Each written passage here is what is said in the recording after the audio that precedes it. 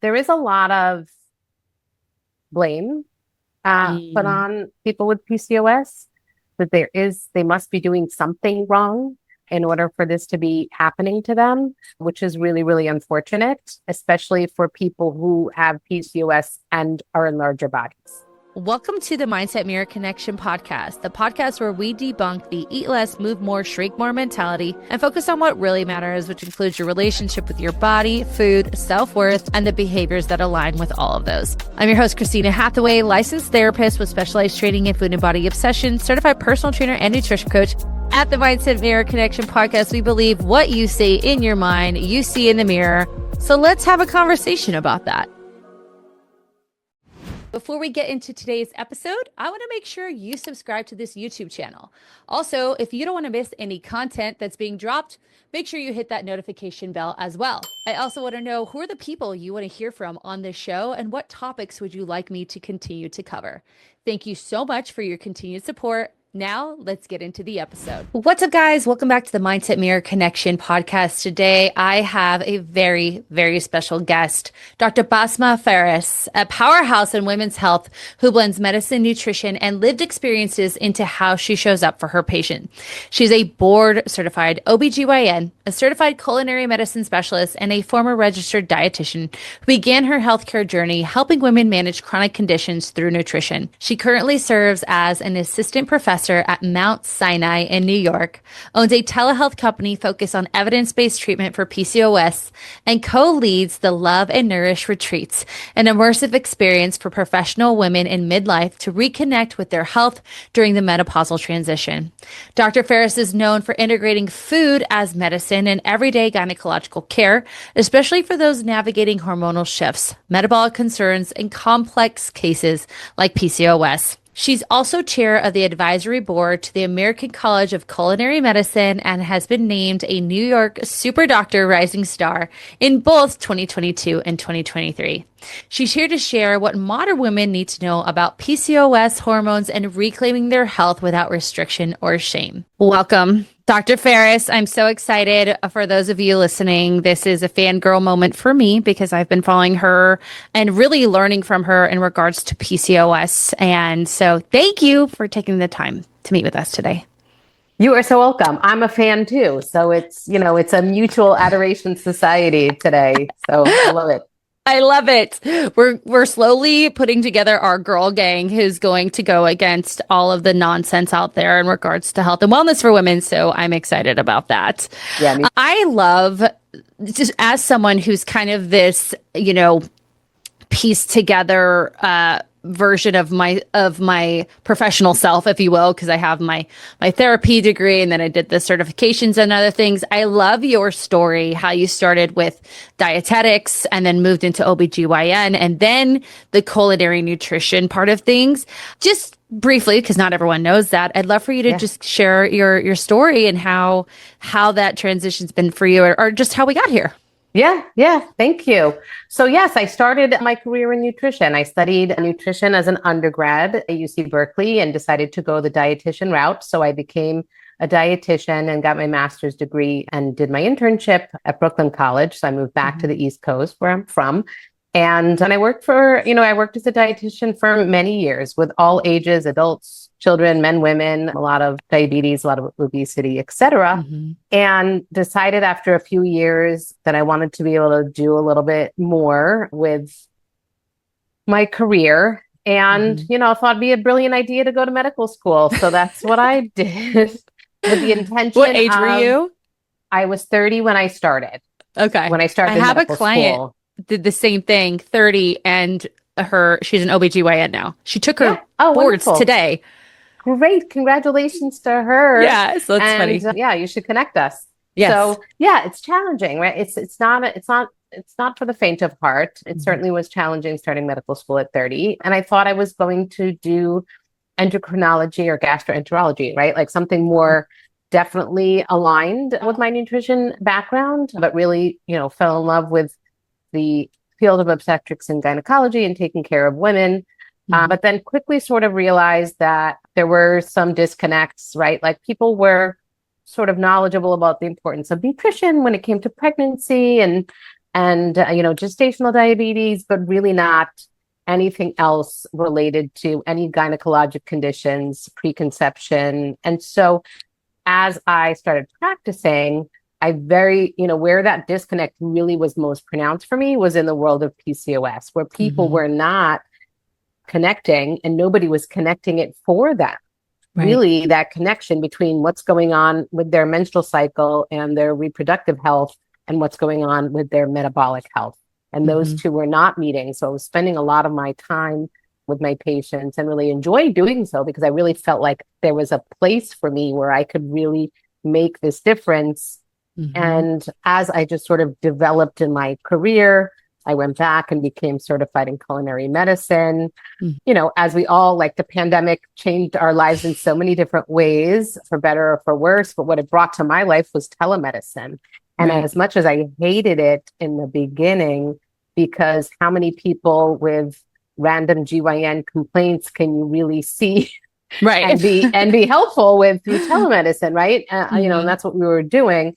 I actually found that I was able to engage more with my patients with PCOS, which is fantastic because they didn't really need to see me in person. So we could spend the whole time really talking, and I could see people in their home environment. And that would really lead to some more questions about lifestyle and about their nutrition and what was going on, in their home. And so that led me to where I am today, where I have this practice, this telehealth practice that is focused on PCOS. And so, in addition to the other things that I do, right, it's not the only hat that I wear, but that's, I do really enjoy it. And that's what we're here to talk about. So yes, I have your recording of the webinar from yesterday, or was it Saturday? On the CGM. So that's in the queue to listen to. So, with PCOS, first and foremost, I feel like just in the popular culture, because of podcasts, social media, it's definitely had more light, exposed to it, which is good. Yes. We want that.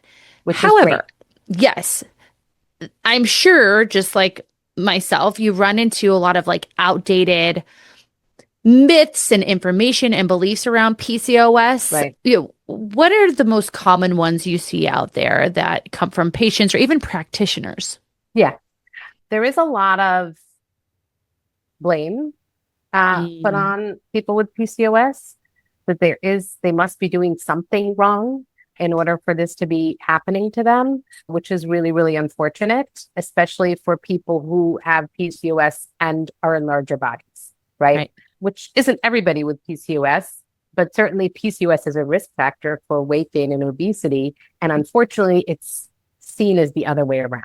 Right. And that it's people's choices, it's their weight gain that has caused their PCOS. And if they could only just fix it, then they would be better. Right. And they would only just lose weight, then all their problems would go away and their health would improve. And so that is a prevalent belief, I think, just amongst the public and certainly still amongst clinicians, which is unfortunate. Even people in the women's health space or in the obesity medicine space, there is, these beliefs still linger. And that's, harmful for everybody. It is very harmful because it really limits too, right? Because I even think about my clients with PCOS, they're all shapes, all sizes. And, the thought that this is the type of person who has this, if you were to have symptoms and you just say, oh, well, this is only something that happens with people in larger bodies, you may not even, ask the questions or present because you're like, well, I'm not in a larger body. So that can't be it. And really, we see that in so many different aspects for our individuals in larger bodies, that everything is going to be solved by weight loss, which we know is not true. And so I'm glad that you brought that up.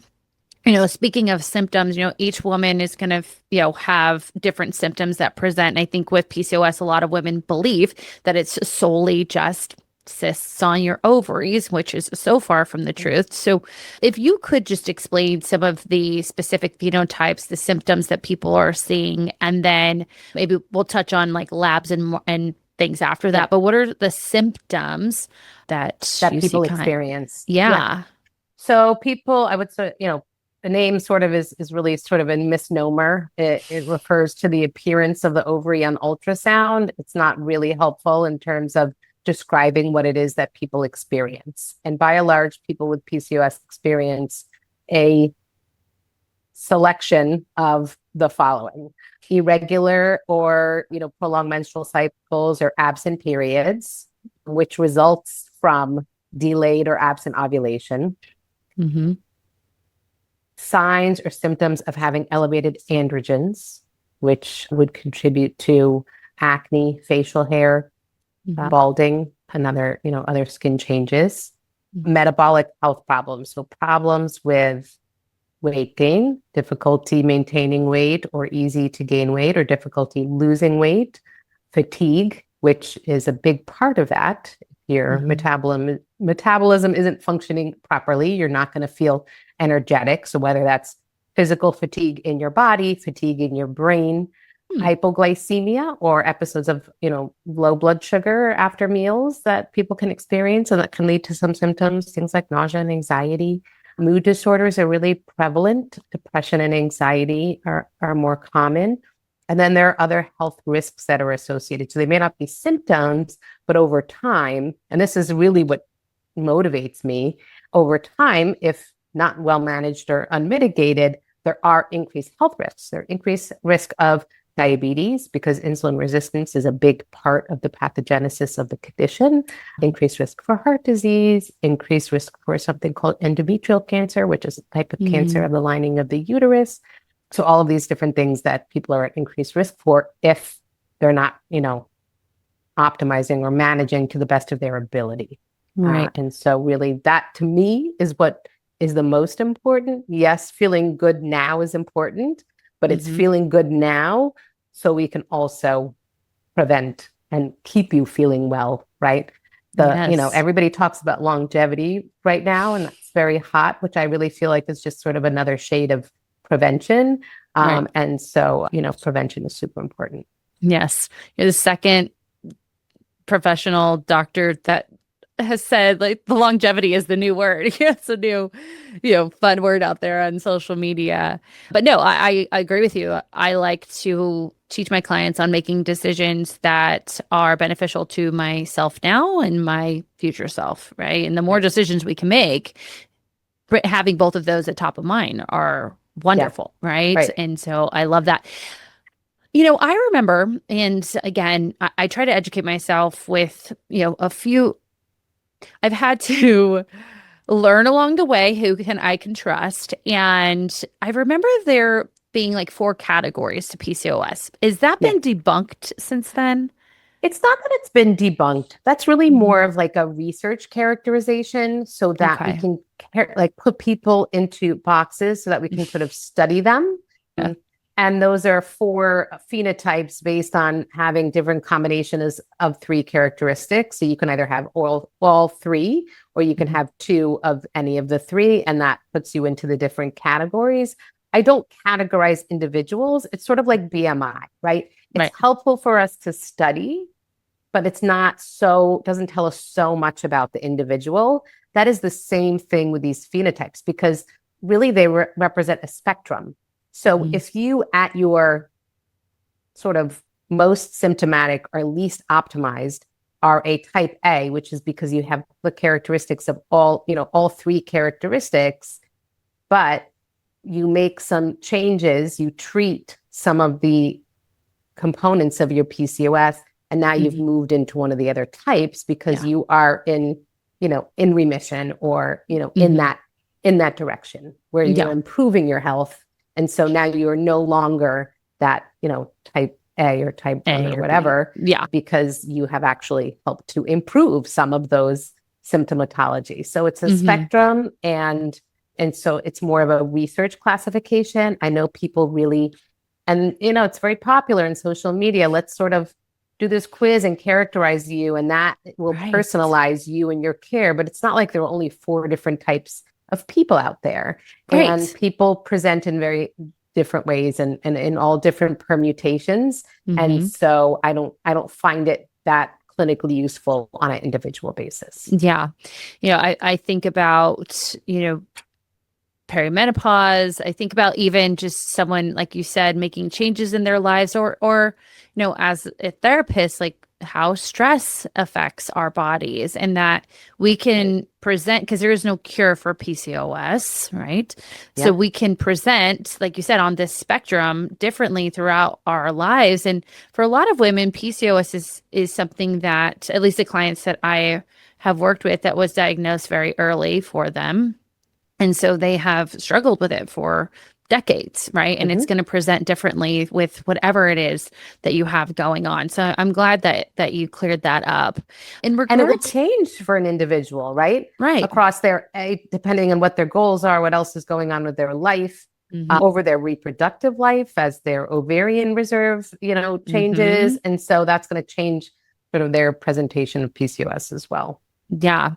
You said something earlier about ovulation. With PCOS, what drives my clients absolutely crazy is they're eating clean and doing all the workouts, but they don't see the weight budge. Their sleep is all over the place. Their hormones are through the roof, and they feel like they're going crazy. Yeah, it's frustrating because 9 out of 10 times it's something hormone related that no one's looking at. It's perimenopause, menopause. Our biology internally has shifted, but no one's changing the strategy as far as approach. What if perimenopause support included like therapeutic guidance, nutrition, exercise, and hormonal support all in one place? Seriously, it would be great if you didn't have to track down like 10 different experts just to feel like yourself again. That's why I created the Mindset of Menopause and have partnered with Dr. Jordan Trapp to create a comprehensive plan to your hormonal health. Together, we are making medical insight meet emotional strategy. So your symptoms make sense, your plan actually works, and your power comes back online. This isn't just support. This is your comeback season. Click below for more information. Is there ever you said delayed or missed ovulation? Is there ever I'm going to forget the wording, where they do ovulate, they do have a bleed, but it's not actually a true ovulatory cycle? Yes. So we call those anovulatory bleeds, which are where the menstrual lining, the endometrial lining sheds. And it can even occur on a sort of regular basis, semi-regular basis, where people think it's a period, but it wasn't preceded by ovulation. And that's why I'm always saying that really the main event of the cycle is ovulation, not the period. We're very much focused on the menstrual cycle, but people don't always appreciate that that's actually not for everybody. That isn't necessarily the main event. For many people, it is. For people who ovulate regularly, you ovulate and, at a predictable interval later, whether it's 12 or 14 days, you'll have a menstrual period. But for people with PCOS, that's not a given. Interesting. I love this so much. No, we see that even, later down the line, like you were talking about women as our reserves, like our our like ovum or eggs, whatever it is. How those begin to lessen as we get older. And I've been learning more about that in regards to our older gals like myself. I'm 42. I had a hysterectomy at 35. I struggled with fibroids, and I had a uterine fibroid embolization where they put the pellets in, but they kept growing. They just kept growing in, and I just really felt so lost because it was either that or hysterectomy. And I don't know if that's still true today, but I had a hysterectomy at 35, which has really, I kept my ovaries, but it really has created, I think for me, a hormonal profile that wouldn't have been there if I wouldn't have had that surgery in the first place. And the evidence is showing that that's true. Even though in people who preserve their ovaries, some of the blood flow may be compromised to the ovaries when the uterus is removed, and that people with hysterectomies do experience, menopause maybe a little bit earlier than people without. And so then you'll experience your perimenopausal symptoms a little bit earlier. And people with PCOS experience menopause a little bit differently than people without. And so actually what happens as in people with PCOS, as the ovarian reserve declines and the ovaries get smaller, people start to get a bit more regular and they get in their later 30s, and they think their PCOS is going away, and they may actually experience some spontaneous pregnancies a little bit later, which is really interesting, but that doesn't eliminate the other parts of the syndrome. So if somebody has insulin resistance, that doesn't necessarily go away.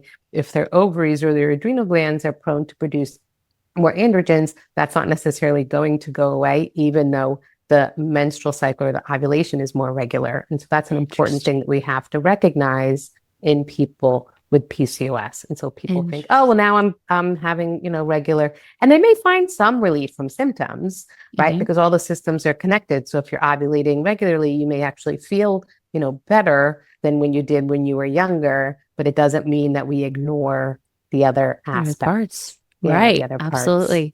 I have a client right now who is pregnant. She is pregnant and has had PCOS, really struggled for a long time, but I know that they had to go through specific treatments to help get her pregnant, and it's very exciting, but cautious, of course she feels very cautious around it.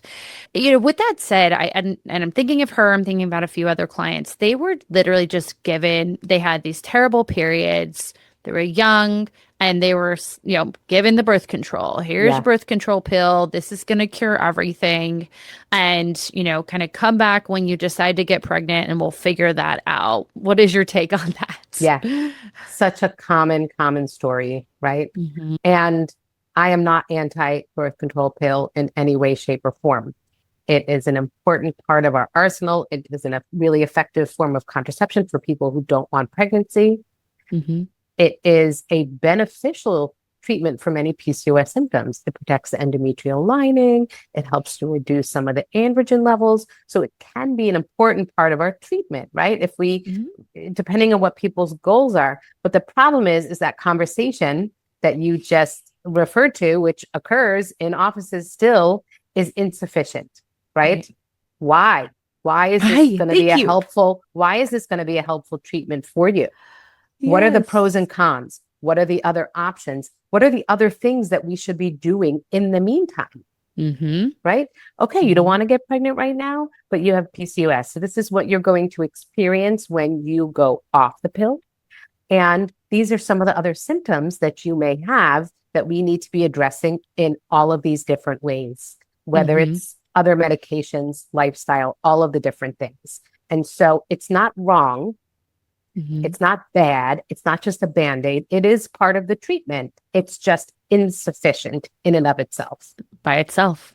Yeah. And really, I think that, when we first started talking, before we jumped on air, you were talking about how, we think that all these things are like, not us, you and I, but there's this idea that things are so separate, like we're the headless horseman, as I mentioned, that, what I say in my mind doesn't affect my body. And that is also true. I think when we say this is the treatment for this very complex thing that you're feeling, now you may not even have the knowledge of how complex it is, but when we say this is the one thing, I am very hesitant now, today, of course, in my 40s, to believe anyone that says this is the one thing that is going to cure that, because we now know lifestyle change is incredibly important in all aspects of our health. Our mental health is incredibly important with that, and then also including pharmacology, your naturopathic medicines, all of that into play, and finding what works best for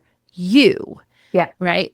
But again, what you said very early on is you had an opportunity to actually sit and speak and take time for your patients.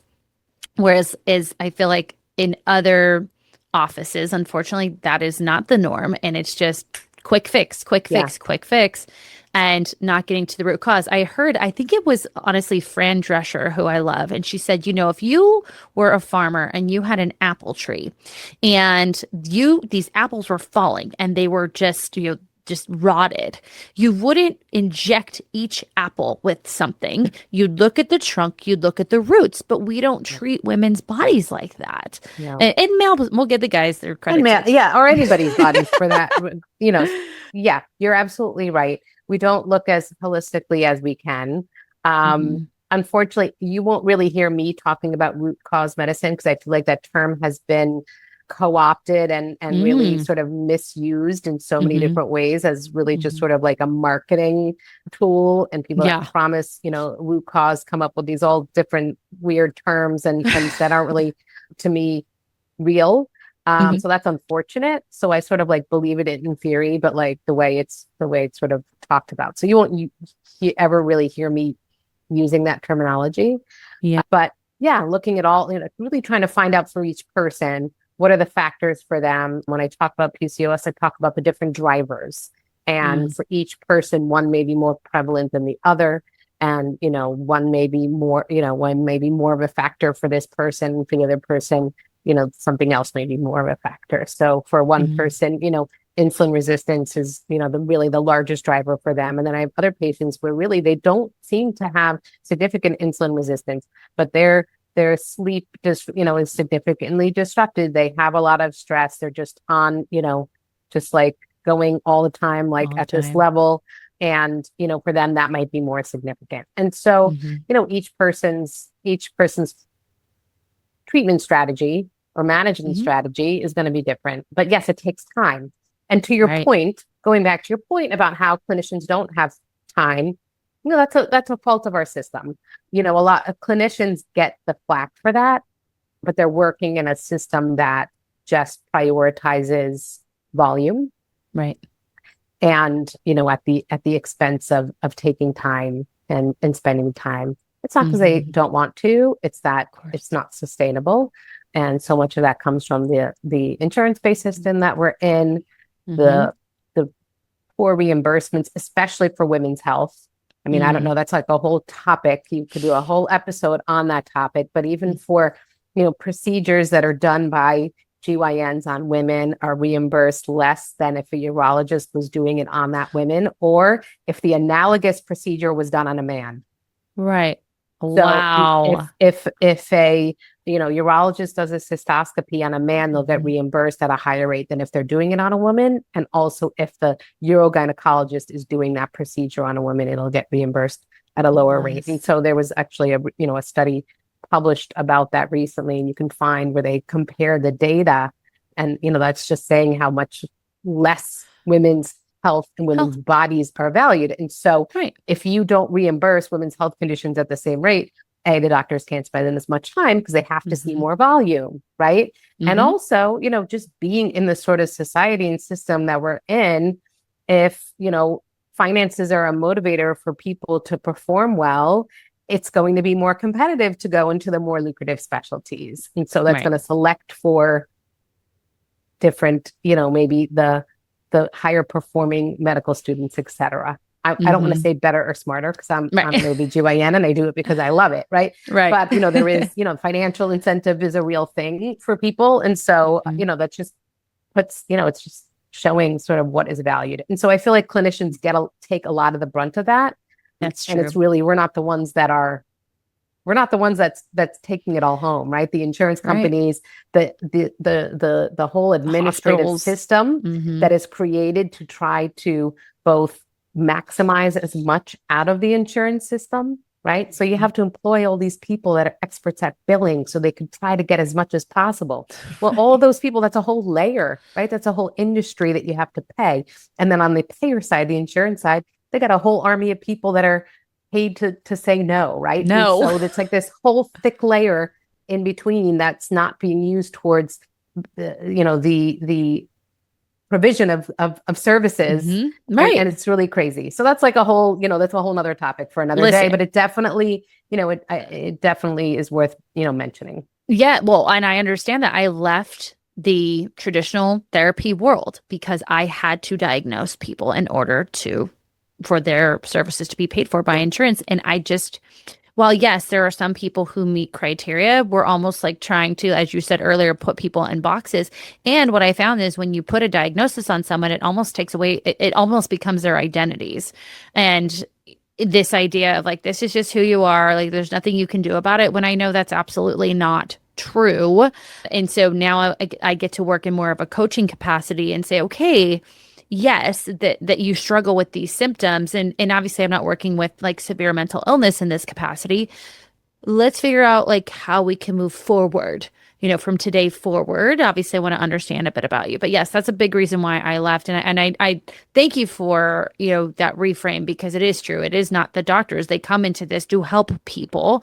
It is the system, and it's really messy. The other thing that you when you're talking about the discrepancy between male and female is the fact that we literally had the FDA panel last week in front of the senators trying to get the black box, label off of warning hormone. off of vaginal estrogen. Right. That's what that where, well, even testosterone, it's still black box, right? Yeah. For women. But I think it is for men too. Now, I don't really prescribe a lot of testosterone because most of my PCOS patients have elevated androgens and they're not really benefiting from testosterone replacement. I think it is for men as well. Okay.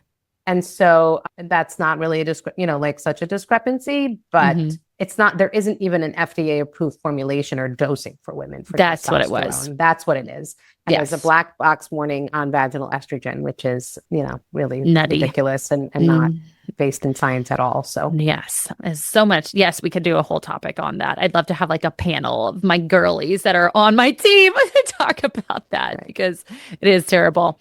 Let's transition into nutrition because that is so important. And I know that, I like to tell people all the time, I'm like, you don't realize like the processed foods out there I always explain it, they're foreign entities to your body, and our natural whole foods have been villainized to be this diet food culture thing, when really they're just these foods that come out of the ground and our bodies really, really enjoy them. And so in regards to like PCOS, obviously blood sugar is incredibly important, blood sugar regulation, but we also see things like inflammation and, as you said, even like stress as well. And the way we feed ourselves can be affected by the way we feed ourselves, or lack thereof can affect our stress levels. So how is your feeling your body important in regards to PCOS? And, you said something very important there. Yes, blood sugar is important and insulin resistance is important. And I spend a lot of time on that. But what comes next, and which is maybe a little bit more challenging, because it's hard to measure. It's hard to measure in and of itself. And it's also hard to measure the impact, is the importance of diet quality, which is the importance of getting all of the different nutrients that we need from food, not from supplements, and having that variety and limiting, ultra processed foods. So there is a difference between processed foods and ultra processed foods, because certainly there are processed foods that are made from whole ingredients. They're just, like something that you would prepare, that just somebody else prepared it and it's been packaged and you buy it. That's still technically a processed food. True. But we're talking about ultra processed foods, which, have been modified to have flavors that are not, real. Or to prolong their, their shelf stable, or they're designed to be ultra palatable, so that super hyper palatable food, so that you just keep consuming them and you really don't have real difficulty in moderating, which you get less of when you are eating more, more whole foods or less processed foods. We do have, significant challenges, in sort of people have barriers. Not everybody knows how to, these are basic life skills of how to shop for yourself, how to, create a food budget, how to shop, how to purchase food and what to do with it. Right. Those are real challenges that people have. Even food deserts. Yeah. And exactly. And then where you access, the availability, which not everybody has the availability to good, healthy, fresh food that's affordable. So that's a real challenge. So you have to sort of find that out first. We can't just say everybody should eat in a certain way, or this is your ideal. It's meeting you where you are. Really, what are we looking at right now? Where are we right now? Where would we like to be? How do we get there? What are the challenges? What are the barriers? And so what are the steps that we can take? And that's really important. And then that's going to look different for each individual. And so, and it's also what's going on in your home, like what's your home situation? What's your work situation? What's your family situation? Who else is in your home? And then there's all the other, sort of other mental health, psychological things that go into how we feed ourselves, right? And how we nourish our bodies and what food means to us and our beliefs around food, which, for people with PCOS, there's a lot of disordered eating, unfortunately, which is under-recognized, especially for people in larger bodies. Right. because people will look at them, there's just fat bias. You can't possibly have an eating disorder if you are overweight or obese, right? Which is, but people have been hearing, especially if they've been diagnosed with PCOS and start gaining weight, they've been told from doctors, family members, whoever, right? Like, you need to change, you need to change, you need to change. And there's a lot of that sort of, that starts early on. And so I get into it sometimes with clinicians who, when I say to them, weight loss maybe doesn't need to be the number one goal, that I get pushback. And what they hear is that I'm saying that weight loss is not important, or that obesity treatment isn't important. And that's not what I'm saying. It's that it has to be right? There has to be self-driven. Right. And there is still so much to be gained by changing and making healthier choices and healthier behaviors, regardless of body size. And that is a position that is not always popular. And but I will just continue to say it, and I'll say it, and I'll say it, and I'll say it again. And if people back you up, girl, if people do lose weight in the process of making healthier behavior choices, lifestyle choices, however you want to term it, that's great. If people never want to talk about it, that's great. Or if people really want to actively focus on weight loss, that's great too. It's really, but it has to be self-driven. And so that's when I speak to people who are in that space, that's what I tell them, because often the conversation is, and this is even in people who are in obesity medicine and who are very well-meaning and they're good clinicians, but they're being referred somebody who was told, you need to lose weight. If you lose weight, you will improve your PCOS. So then they get referred to the person that's going to help them, which is great that they have access. But the motivation may just be, well, this person told me this is what I need to do, so that's why I'm here. Right. Really, External. ultimately, what they want is to feel better in their bodies, right? To have less fatigue, to feel, just less brain fog, to be healthier, to have regular menstrual cycles, to potentially, have a pregnancy in the future, to reduce their health risks. But all of that is missing from the conversation. And so that's where some of that pushback is. And I'm like, just take a moment and understand that just because somebody's in front of you in their office, especially if they have PCOS, find out really what it is that they want and need. Yes. Not every person wants to lose weight. There are so many things in front of that are more dire. They're, like you said, there's no energy. They're not sleeping well. Maybe their mental health or just the way that they see themselves. I personally am never going to put a client into a weight loss phase until we have a foundation underneath them that includes both physical and mental health. I want to see that, and like you said, we always start where our client is.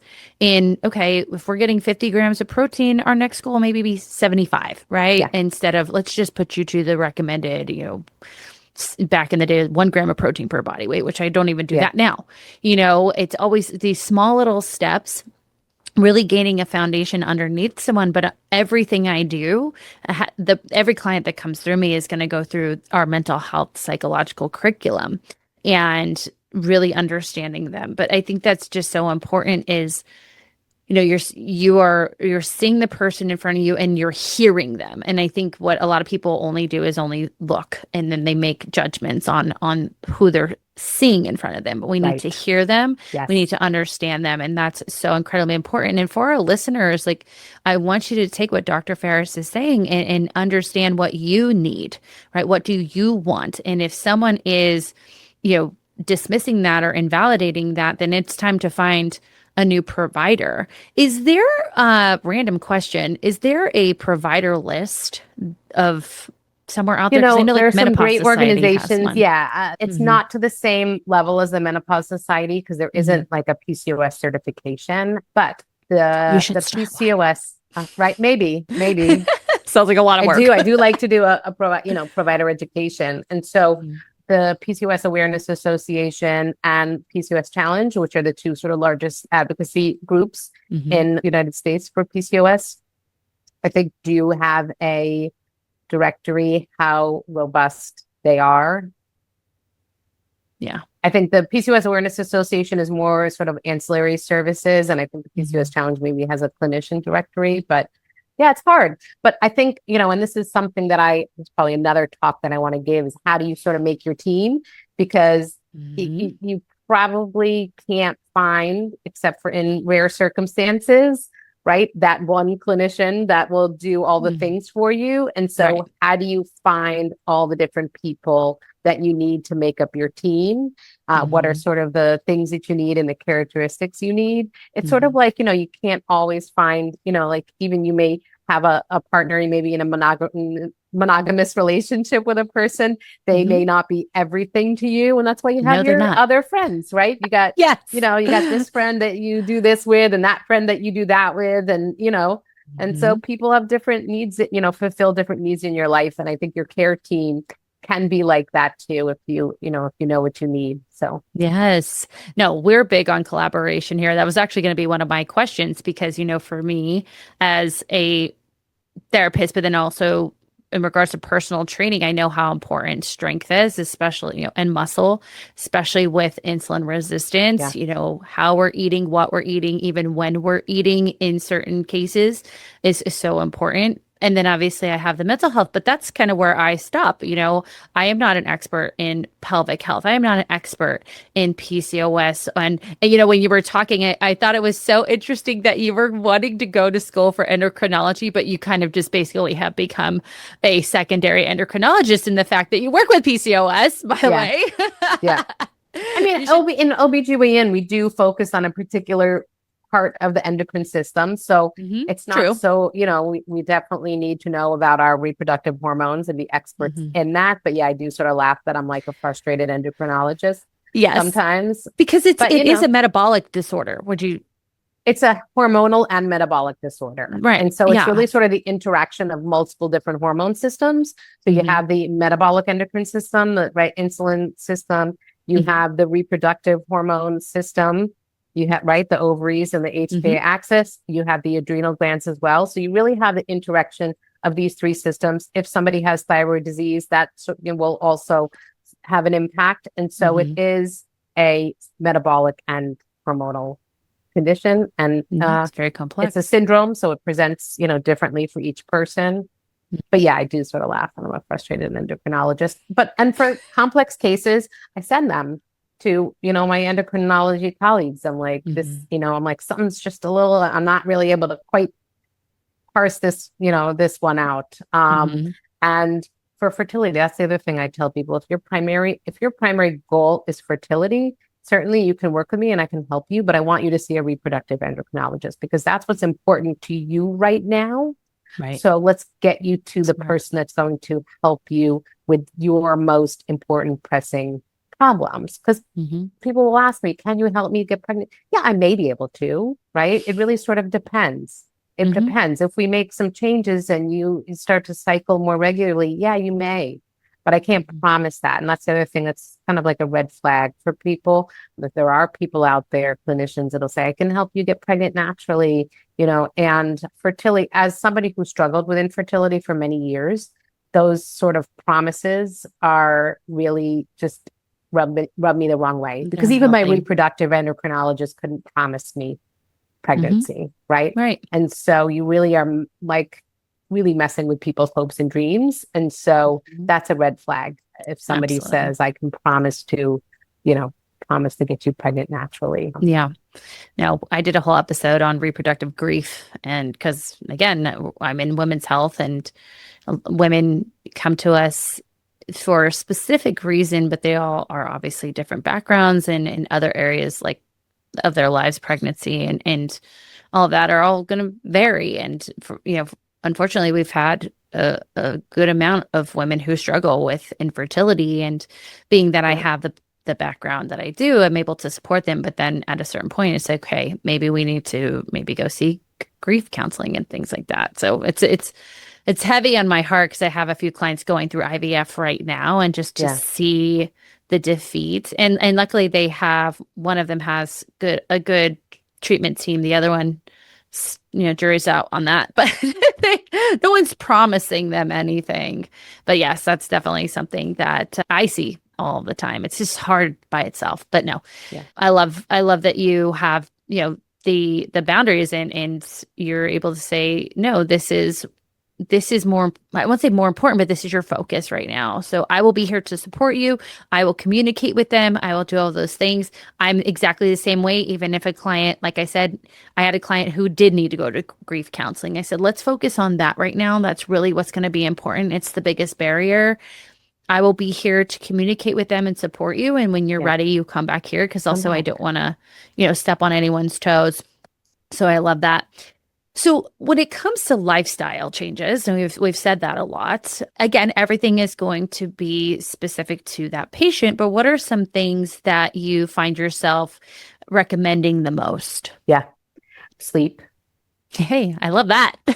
Sleep hygiene. No, so important. Getting good quality sleep, getting enough sleep, getting consistent sleep. This is definitely something I underappreciated in my younger days, and now sort of still do because of by virtue that I still work in the hospital as an obstetrician. And, so that means sometimes being up at night. Question about that. But, if it weren't for that, sort of the importance and so that I think that's underappreciated, and we know how important that is. We really understand much better the importance of sleep on all aspects of our health, which I think is a big shift probably in the last 10 years. Yeah. And then, movement of all different types and how important it is, and how, it's really a big lever that we can utilize, and how we need all different types of movement, right? Strength training, super important, right? And I think people are recognizing that more and more, which is great. I love seeing these young, strong women in the gym. And I like to lift. And so, but that's a shift for people. There's fears around that. There's fears around getting bulky and whatnot, right? And there's still that sort of got to just run and just burn as many calories as possible, right? And how that necessarily doesn't work for everybody. Cardio is still important. See, I feel like on the menopause side, there's this now sort of shift towards you should be strength training, and people are forgetting about cardio, which like our heart's really important, especially in midlife. Like we got to make sure that we do, fit it all in. But so that's really important. But yeah, so movement, and whether it's purposeful movement, right? It doesn't have to be intense all the time, but just how important that is and how it can be fit in. But sleep, big one. Stress management, everybody knows we all need ways, different outlets, and that can look like different things for different people. I'm not a good meditator, but I still use many mindful practices. I found that to be very, very helpful for me in my infertility journey. So mindfulness-based stress relief techniques. And so for people to find what works for them. And so they need some sort of stress management technique if they don't have one. And so, those are really the big ones. And that's going to look different for different people, whether, for some people, it's going to be faith-based. For other people, it will be, they really get into meditation and they're really good at it. For other people, movement can be their meditation, right? The understanding and focusing on where their body is in space can be very meditative, because now you're shutting out. Nothing else matters. Nothing else matters. You're just really focused on, where your body is in space. And so, especially for people who maybe don't have a ton of time. So how can we fit all these things in? Because otherwise it seems exhausting, right? It's like exhausting. Checklist. How do you do all these different things? But no, it's how can one thing maybe serve different purposes. Right? Yeah. And so, I imagine that's probably something you can really help people with is, how can we sort of accomplish and fit things into our lives where they fit in? Yes, absolutely. I try to find what I call everyone's floor or their minimums, the thing that they can do consistently that is going to, be the biggest rock that we can chip away. Right. And a lot of women that I work with those executive level, high achieving perfectionists, and that by itself can be a struggle mentally. But once they realize, wow, if I set a floor and I set these minimums and I meet them, great. And then I can also exceed them, but I don't feel as much pressure as when I am up here in the ceiling. So we definitely do that. And of course, nutrition. I'm going to borrow that. Oh, good. Yes. I also say this, and how we set this is I say, okay, it's your worst week. You have a deadline. Your partner is out of town. A kid is homesick and the dog's throwing up something green. What do you know you absolutely can do? And that's how we start it. And it's the conversation like, well, I think I can get 2 workouts in. Great. How long? Do we need to split those up? Like with some of my postpartum clients, we will, when the baby's asleep, we might do 10 minutes here and then 10 minutes at the next, nap time. So we definitely big on that. And women realize like it doesn't have to be so rigid. It doesn't have to have a, this fixed schedule. It can be fluid. It can be flexible. And I can have days where I'm at 100% and I have days at 20%. And if I give to myself whatever percentage I have to give, I've done good for myself. So I love it. And then with nutrition, for me, there's this idea of reducing gluten, dairy, obviously eating the rainbow is important, protein. Are there any hard and fast rules with nutrition and PCOS? I didn't think so. I would say the only one is really, refined carbohydrates are not going to be beneficial they're not beneficial for people without. Right. And so if you're somebody who really does depend heavily on refined carbohydrates or really do have a sweet tooth, that's definitely something we want to work on. And because it's not the sugar plays a role in the long run, but ultimately you're trying to reduce insulin levels because it's the insulin that is stimulating the ovary. So, if that really is an issue for somebody, tackling that first is going to have the biggest outsized impact. Mm-hmm. But it isn't even gluten-free and dairy-free because not everybody is sensitive to the same things. And I call that lazy advice because if somebody goes gluten-free, oh, yes, it's very much out there. And it probably works for the majority of people, whether they're gluten sensitive or dairy sensitive, because by reducing gluten and reducing dairy, they're going to limit their food choices. They're going to reduce their refined carbohydrate intake by a lot, right? Now you're thinking, okay, no pizza because you've got gluten, you've got dairy, right? Now you're going to not have a lot of these, sweet treats or beverages. There's so many different things that are going to be eliminated in that process, but it's lazy advice. And and then you're not addressing actual people's real sensitivities. Some people are sensitive to nuts. Some people are sensitive to soy. Some people are sensitive to all different things, certain fruits. And so my husband's sensitive to eggs. Correct. Love eggs. That's actually right. And eggs, so important, protein. But yeah, people can be sensitive to eggs. Absolutely. And so finding what people are sensitive to is really important. And that takes an individualized approach. Yeah.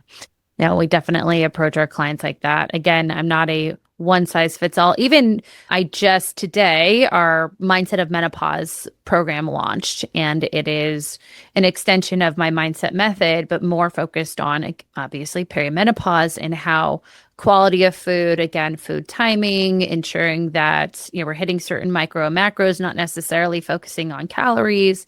Our training looks a bit different. I actually follow more of Stacy Sims in regards to perimenopause. So looking at high intensity interval training, so like her short intense training bouts for cardio, plyometrics, and then of course strength training. And then that all has to be customized to each person because what I do is different than the mom of 3 who's also working, who only has 20 minutes, right? Yeah. And, even in, I actually was able to go to a seminar with Dr. Mary Claire Haver, in her Galveston diet, it's like intermittent fasting. And for me, as someone who's worked in all levels of eating disorder care and work with many women with disordered eating, that for me doesn't sit well because a lot of women will struggle with restrictive eating in any capacity. Right. Any sort of restrictive eating is going to cause them to binge. And yes, we work on the underlying parts of that, but I'm never going to be black and white. Like you have to do it this way. It's always going to be different for the person in front of you. But I see a lot of that in perimenopause now. It's like, no, you have to do a 16-hour fast. And I'm like, and that too is very conflicting because Yes. Dr. Sims is over here. She's like, absolutely not. You need to be eating within 30 minutes of waking. And I'm like, what do we do? Because everybody's different, right? Right. And I do sort of think of, and yes, I've read the science, and there are some benefits to fasting, and that duration may be different in different people. But at the same time, we have to think about, is this just medically sanctioned anorexia, right? Thank you. Thank you. Yes. So you really have to pick your, individual, like you really have to take into consideration individual factors. And I've read a few articles recently, and I certainly do see this as, perimenopause and menopause as being a big trigger for people with history of eating disorders, and how we really need to pay attention to that, because there are all of these changes. And so there does need to be some sort of, like, we definitely need to clue into that, because there are changes. No matter what you do, they're unavoidable. You can't escape them. You can make the best of your situation, but and we're not meant to be the same our whole lives, right? Thank you. There We're does in need to be retirement. there does need to be some acceptance, and I do talk about that. It's not popular, but there does need to be some acceptance, some body acceptance, some grace, some love. And, just recognizing that these changes are going to happen. We can, do what we can to optimize our health, but we can't necessarily, fight it. And there is no magic for that. We wouldn't tell a young girl going through puberty, like, you're going to Push through. Right. Or that we can stop it. Right. Right. Thank you. That you're not going to have bodily changes. We say you're going to have bodily changes. This is part of life. You're going to grow breasts. Your body's going to change. Like, we wouldn't tell a girl that her body's going to stay the same. So why do we? Yeah. So there does need to be some acceptance. And I'm definitely seeing that as sort of a vulnerable time for people, people who think that they're over it. This is why I have the mindset of menopause. So I took all of the continuing education, plus I had to go overseas, went into the Menopause Society to then get their last lecture on cognitive behavioral therapy. And in the program itself, it is focused on body image, identity shifts, boundary systems, because I know for me, my dad's very sick right now. I have, that struggle. Plus, I'm an entrepreneur and I have a business. Plus I have my own family, my husband and I, and our dogs and all that. It's a lot. And our boundary systems have to be strengthened. And then on top of that, the mood shifts. And like, we have changes in our actual brains that are happening. Yeah. And there was just recently an article on the prevalence of eating disorders. I haven't read it yet. I need to get to that, but it is very important to me, because it was important to me premenopausal. So as I grow, it is now, part of my focus. It's not complete focus, but it is very, very true. I could probably talk to you forever. I just looked at the time. I'm like, how did we? I don't know. I know. And I would love to continue the conversation later down the road, if you wouldn't mind, but I want to be respectful of your time. Just your last words, anything else someone is, recently diagnosed or has been struggling with PCOS, anything that we did not touch on that you think would be beneficial for them to hear today? Oh gosh. Find it, and it's easier said than done, but, find a good, reliable source of information, learn what it is that you have. There are some good, reliable sources, and then you can sort of fact check. And if people, like I said, are promising you things or have a one size fits all solution, or if it sounds too good to be true, then those are red flags. Also, if they are selling you the diagnosis and the cure, that's also a red flag. So if somebody is saying we need to do all this testing, and then and you have to pay them for that testing, then you also have to pay them for the treatment. That is a red flag as well. And so, those are the things. There are some good sources out there. There's the Ask PCOS app, which is a really good, it's mostly just information. It's not, for any sort of tracking, but it really is. It's from the Monash University in Australia. It does a lot of PCOS research and work. So I feel like that's a good source of accessible patient information to start. And then, there are different resources. So, I'm not the only person out there that provides good PCOS care. You better plug your resources though. So I do have a practice, right? I have a telemedicine practice. I'm licensed in 12 states. So that's a lot of it's a lot of the population, mostly on the East Coast, but also California and Chicago. So, and I just have a lot of free information that I like to post online. So follow me. There's a telemedicine. They've been around for a while, Alara Health. It's a telemedicine practice that doesn't serve just PCOS, but they do. I think that was like their initial primary focus. And they do accept insurance. So it's not going to be the same as working with me, but it's people who really care, and it's physicians and dietitians working together. There are some great dietitians out there in the PCOS space, but even then that can be sort of dicey. Like I said, if somebody's telling you everybody needs to avoid gluten and dairy, that's not right. That's Red not flag. necessarily true. We do need to personalize our care. So yeah. And, listen to people like you. You're always providing good resources. So your podcast is really a wealth for people. Thank you. I appreciate that. All my brain wants to ask you one last question, of course, on GLP-1s and PCOS. Yeah. Do we have a second for that?